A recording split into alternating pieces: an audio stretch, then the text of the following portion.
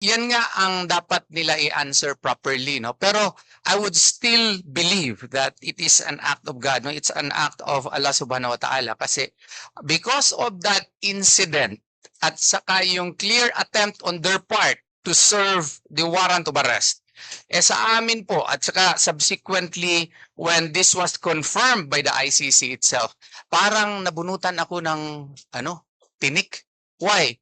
Because it was really a challenge on our part to prove that there is already a warrant of arrest so that the Supreme Court now would have the necessary evidence, the necessary proof, if you would like to term it at that the arrest warrant is existing and issued by the ICC. Noon kasi, puro lang kami conjecture. Puro lang kami, you can call it as a conjecture. Puro statements. Ang first na nagpalabas niyan in November of 2025 was Ombudsman Remulla.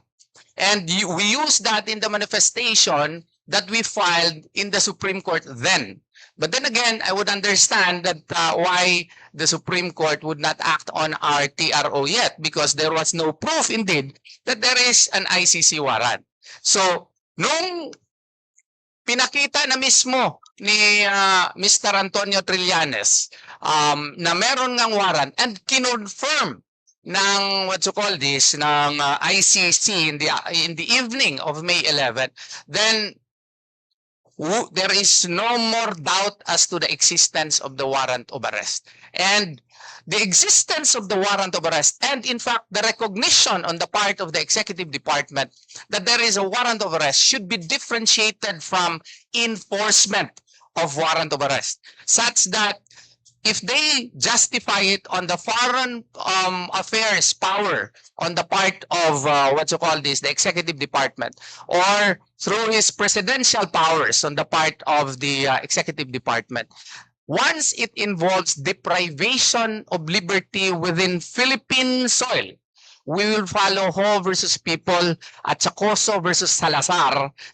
versus Achacoso rather, that such instances should now pass through our Philippine courts. It has to be the Philippine court warrant of arrest that would bind Senator Bato de la Rosa. Since that was not validated by a Philippine court, since that was not issued by a Philippine court in the light of the fact that we do not have the surrender procedural mechanism which is required under supposedly Article 88 and 89 of the Rome Statute, even that, would require that all state parties should have their own procedural mechanism insofar as the assistance, the necessary assistance insofar as member states are concerned, wala tayong procedural mechanism. So, bawal na bawal po yung pag-attempt